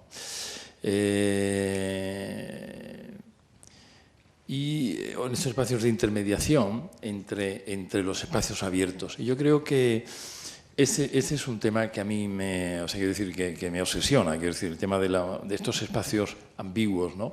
Después, esto que decía Paco, que es verdad, quiero decir, la forma de entender la intervención sobre el patrimonio no, quiero decir, no en sus dos extremos, ¿no? Que son más radicales, o sea, de una parte que podría ser la mímesis arquitectónica, ¿no? La copia de la arquitectura existente, el pastiche, sino ni tampoco de otra parte, digamos, la discontinuidad, la fractura, ¿no? La discontinuidad de la tradición moderna, ¿no? A mí me interesa transitar por una tercera vía, que yo llamo además la tercera vía, porque es una vía, digamos, que permite mantener una sintonía analógica, ¿no? Con el edificio existente y que permite conseguir una trabazón armoniosa con lo que existe, ¿no? Que establecer una continuidad formal e histórica. Yo creo que es muy importante, o sea, no producir un shock, una fractura, una ruptura, diciendo la parte nueva es la nueva, ¿no? Y tiene los materiales que tiene, que son los materiales modernos, y la parte vieja es la parte vieja, que quede claro que es la parte vieja. A mí me gusta hacer que no esté tan claro, ¿no? Que realmente lo viejo parezca nuevo, lo nuevo parezca viejo, se produzca evidentemente esta continuidad, pero evidentemente sin llegar, por supuesto, a digamos, la impostura de hacerse pasar por la arquitectura antigua, sino que yo creo de alguna manera consiguiendo, digamos, esta continuidad que me parece vital, y no solo en la arquitectura, también en la ciudad. Por eso también estoy en contra un poco de estos edificios icónicos, ¿no?, con exuberancia retórica que suponen, digamos, una ruptura en la continuidad de la trama urbana, ¿no? Perdón, es que creo que ha tocado un tema muy interesante que no, digamos, está implícito en todos los proyectos que hemos visto y no está expresado explícitamente, y me gustaría remarcarlo, que es lo que tiene que ver con, ahora que has mencionado, ¿no?, que quizás estemos ahora mismo asistiendo a la entrada de arquitecturas que pierden muchas veces la noción de la escala, la proporción, pero ya no me refiero a la escala física, incluso a la escala en el paisaje, la escala urbana, me refiero a la medida del funcionamiento, a la medida del uso, a la medida del ciudadano, incluso a la medida de su representatividad. O sea, cada edificio debe tener un valor iconográfico y simbólico que representa lo que tiene, ¿no?, lo que tiene dentro, lo que alberga. Y en ese sentido, saber entrar prudente en algún lugar, saber destacarse cuando el equipamiento tiene que serlo, o ser cauteloso e ir, digamos, andando de puntilla, eso yo creo que acierta plenamente Guillermo en todas las propuestas que hace, ¿no? O sea, cada ejemplo que aparece indica que tiene el concepto del lugar, de su dimensión y de la dimensión de lo que tiene que albergar y representar. Alors, vous avez dit tout à l'heure quelque chose de très très important. Vous avez dit, le bâtiment doit rendre l'espace qu'il a pris. Alors ça, c'est quelque chose d'assez extraordinaire, parce qu'il y a quelque chose de l'ordre presque d'un acte de culpabilité, presque à agir dans la ville, et on se sent redevable de quelque chose. Mais cette idée de donner de l'espace en plus, d'ouvrir le bâtiment sur la ville, on sent qu'il y a une tendance quand même mondiale, et même avec des architectes qui n'ont pas du tout votre écriture, qui sont même aux antipodes de votre écriture, il y a quand même quelque chose de très important qui est cet accès à la cinquième façade, de vouloir absolument redonner de l'espace public dans un bâtiment privé, par exemple, ou même dans un bâtiment qui d'habitude n'a pas d'accès public. On a un grand exemple à Paris avec la Bibliothèque de France qui aurait pu être qu'un monument, qui aurait pu être quelque chose de complètement fermé, qui au contraire s'ouvre au milieu de ses tours de livres pour dégager un espace public. Ce n'était pas au programme. Donc on voit que depuis une bonne dizaine d'années, il y a une vraie tendance à précisément, vous avez parlé du mot d'oxygène, oxygéner le tissu urbain, il y a là une tendance majeure, non ? Vous ne croyez pas que, quel que soit du Japon aux Pays-Bas en passant par l'Espagne et la France, il y a cette tendance absolument forte dans l'architecture contemporaine, et encore une fois, quelles que soient les écritures.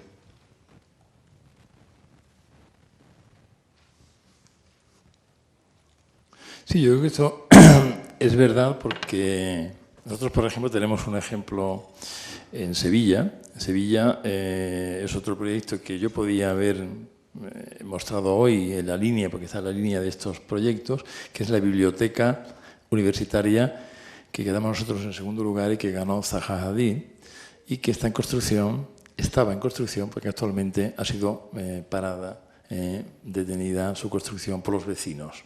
Y este es un tema muy importante porque se trataba de la construcción en un jardín público, y el edificio, por ejemplo, que proponíamos nosotros, era un jardín, era un proyecto que se elevaba sobre el jardín apoyado en dos grandes pilas. El edificio era, por lo tanto, un gran dintel, ¿no?, una gran viga, que no solamente no usurpaba espacio público al ciudadano, sino que además le devolvía un espacio público extra en la cubierta verde del propio edificio. O sea, que no solamente suponía una sustracción del espacio público, sino que nuestra propuesta lo que hacía era duplicar el espacio a disposición de los ciudadanos. El proyecto de Zaha Hadid era un proyecto que se asentaba directamente sobre el territorio, de manera que impedía, o sea, lo suponía de una parte la sustracción del espacio público y de otra parte impedía una relación entre una parte de la ciudad y los jardines. Un movimiento vecinal bien organizado ha ganado la batalla judicial y el edificio está ahora parado, a la espera de la decisión del Tribunal Superior o Supremo, no sé exactamente qué. Sí, ha sido el Tribunal Superior de Justicia de Andalucía el que ha mandado parar y ahora pues creo que es una... Bien, entonces es cierto que yo creo que la arquitectura la arquitectura por venir es una arquitectura que tiene que estar más vinculada a los valores cívicos, yo creo. Tiene que ser una arquitectura que potencie los espacios públicos, que esté más próxima a las necesidades de la sociedad, que sea sensible a la naturaleza y al medio ambiente, ¿no? Digo que esta es la arquitectura que yo creo que afortunadamente la crisis nos va, digamos, a devolver, creo, ¿no? Frente a esta arquitectura un poco icónica, espectacular y necesaria, seguramente, ¿no? Porque la necesidad, para mí, yo creo que por encima de cualquier otra cosa, ¿no? Es lo fundamental, digamos, de una arquitectura. La arquitectura debe ser necesaria, ¿no? Comparto totalmente lo que cuenta Guillermo, porque afortunadamente tenemos un sitio de aprendizaje fantástico que es el medio donde nos hemos educado, ¿no? Criado Andalucía como parte de todo el Mediterráneo. Es una arquitectura muy rica en lugares no herméticos contra la arquitectura nórdica, que suele ser un objeto emancipado del exterior. Lógicamente, por el clima en el Mediterráneo, especialmente en Andalucía, la ciudad es una ciudad troquelada, agujereada por arriba, es como una masa llena de agujeros, de patios, de jardines, y que además se penetran, y hay muchos espacios intermedios. Estos espacios intermedios siempre han sido espacios de convivencia, y el carácter verdaderamente democrático que hoy interpreta esa manera de relacionarse en esos espacios intermedios es lo que está consiguiendo este tipo de arquitectura, que es traer la esencia de la arquitectura, no el objeto, sino el espacio y la luz, la esencia de la arquitectura, devolverla al pueblo de manera que sea el espacio auténtico de convivencia. Dejamos si alguien quiere preguntar algo. Absolument, on va leur passer la parole tout de suite. Juste une question avant, une précision. On a noté dans votre présentation qu'il y avait un projet qui était, j'allais dire, très différent des autres finalement. Le projet que vous montrez sur ce musée qui est basé sur l'idée de la superposition de la géométrie est en complète rupture avec le reste du travail. Alors je voulais vous demander si ça c'était uniquement le contexte qui avait amené à ça, ou bien c'était vous qui aviez envie d'explorer de nouvelles formes, de nouvelles expressions architecturales. Te refieres al Museo de Mahoma, ¿no? ¿No? ¿Del Museo de Medina? ¿O no? Sí. Sí, sí. Bien, sí. Sí, yo creo que ese es un proyecto, evidentemente, a mí me ha interesado explorar, digamos, otras formas más próximas, o al menos como yo lo entendía así, o como yo lo quería interpretar, a la cultura oriental, a la cultura árabe. A mí me parece muy importante, quiero decir, o sea, no tratar de imponer un edificio de nuestra cultura, la cultura occidental, digamos, a una cultura que no es precisamente... A mí me gustaría pensar que este tipo de edificios, que no sé si realmente pertenecen o están próximos, a mí me gustaría entender que estos espacios que generados en este edificio mediante, digamos, generados mediante esta intersección de patterns entrelazados, con la cubierta, donde la cubierta exactamente es la misma geometría y la entrada de la luz y tal, pues hace que las formas, la estructura y la luz, digamos, sean los tres elementos fundamentales que construyan el edificio, construyan ese espacio. Me parecía que era, yo creo que de alguna manera es un resultado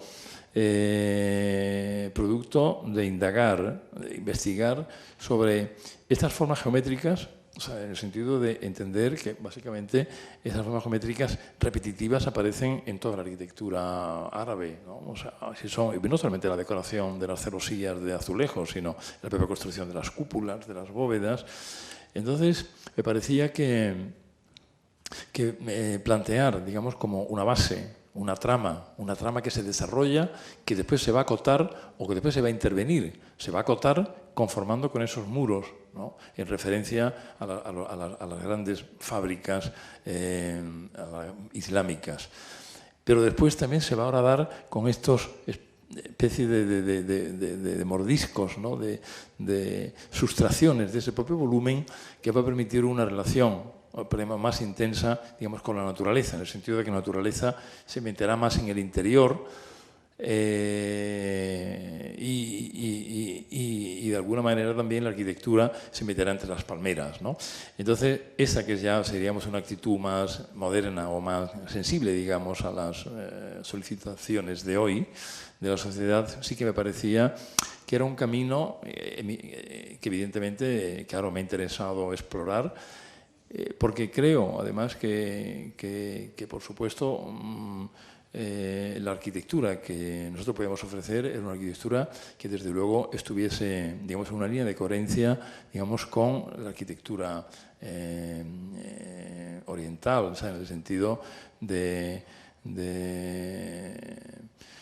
no sé, de plantear, digamos, una arquitectura capaz de ser, no sé, admitida, digamos, por una cultura, ¿no? Acostumbrada, digamos, a un tipo de edificios que no son los edificios, digamos, unas construcciones orientales, porque yo creo, occidentales, ¿no? Pues yo creo que es un espacio, como yo comentaba antes, yo creo que es un espacio contemporáneo, pero yo creo que es un espacio que se debe, digamos, a la tradición y a la historia, y se puede reconocer mucha arquitectura antigua, oriental, se puede reconocer en ese edificio, ¿no? Aunque el edificio respira, yo creo, pues un sonido de la contemporaneidad, ¿no?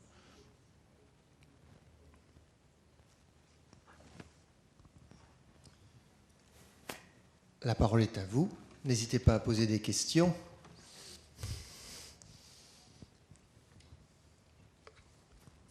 Aló. En español. Antes que nada, bueno, yo llegué aquí un poco por casualidad. Bueno, soy arquitecto, pero llegué por casualidad, no sabía de su existencia. Y bueno, bravo por su trabajo, es para mí un verdadero maestro. Gracias. Y es una pregunta medio técnica, aprovechando como de pasada lo que usted dijo sobre la arquitectura que viene, y cuando habló del tema del medio ambiente. En los planos que vi y en las fachadas que veo, por ejemplo, ahí, no vi muchos locales técnicos, no vi muchas rejillas de ventilación, no vi máquinas de climatización. Punto uno, bueno, ¿cómo trata eso en su obra? Y punto dos, ¿cuál es su posición, ¿sí?, respecto a eso? O sea, a utilizar la ventilación natural, la luz natural. ¿Hay algo escondido atrás de esas fachadas? Que hay tubos que bajan a un local técnico que van a botar, que van a consumir mucha energía, o finalmente hay toda una reflexión sobre la economía? Creo también. que, claro, bueno, o sea, evidentemente buena parte de estos edificios, claro, tienen sus instalaciones, las instalaciones necesarias para estar climatizados. Vivimos además nosotros en un clima que es un clima muy cruel, ¿no? Muy duro y muy difícil. Por ejemplo, si es en Andalucía, pasamos de los 50 grados en verano a 3 o 4 grados en invierno, ¿no? Por tanto, que si los edificios han de estar climatizados. Y por supuesto, claro que el tema de cómo elegir el sistema adecuado es fundamental para el proyecto. Intentamos que, evidentemente, este sistema sea el sistema menos, digamos, que se imponga menos, digamos, cuando no interesa. A veces cuando interesa está presente y está visible, ¿no? Pero cuidar el que las máquinas no aparezcan en superficie, que las toberas o las rejillas estén debidamente localizadas en el sitio suyo, es también un problema fundamental de composición, ¿no?, de los espacios, ¿no? A veces espacios estupendos, la localización de unas toberas o de redes termina por cargárselo, ¿no? Entonces yo creo que sí es verdad que son temas que son igual que la iluminación, igual que los pavimentos, son temas que terminan, digamos, por completar un espacio y que son fundamentales. Sobre el tema de la arquitectura sostenible, que hoy está tan de moda y que sobre todo los políticos, ¿no?, es una palabra mágica, yo creo que la arquitectura sostenible, la buena arquitectura siempre ha sido una arquitectura sostenible. Antes hablábamos, yo creo que la arquitectura, esta arquitectura a la que hemos hecho referencia ante la arquitectura tradicional, precisamente la presencia de estos espacios de intermediación, estos espacios de tránsito, son espacios que contribuyen y colaboran precisamente a hacer confortable confortable, sostenible, es una palabra que ya a base de utilizarla tanto, ya yo creo que ya ha perdido su significado, pero yo creo que desde los griegos hasta ahora, la Alhambra, por ejemplo, yo creo que es el edificio más sostenible de España, ¿no? Sin duda, bueno, de España, quiero decir, que es un edificio a su vez sostenible como eran las casas romanas, ¿no? O las casas árabes, absolutamente, ¿no? Quiero decir que yo creo que la mala arquitectura es la arquitectura, yo creo que no es sostenible. Yo creo que una arquitectura que se haga pasar por sostenible está encubriendo probablemente una mala arquitectura, ¿no? Yo creo que la arquitectura ha de ser buena, y si es buena será sostenible.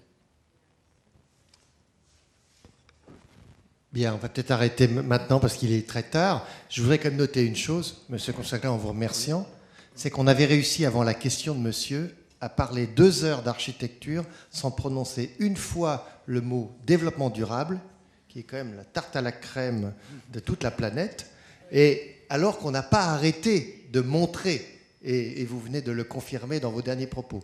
Donc c'est vraiment très intéressant. Je crois que merci pour la question parce qu'elle vient confirmer que finalement le durable, il y a longtemps que les architectes travaillent dessus et pas uniquement avec le photovoltaïque, pas uniquement avec des recherches sur l'énergie qui sont indispensables, on est bien d'accord, mais qu'il y avait un bon sens de l'architecture dans une architecture située et en relation avec un patrimoine, en relation avec la ville.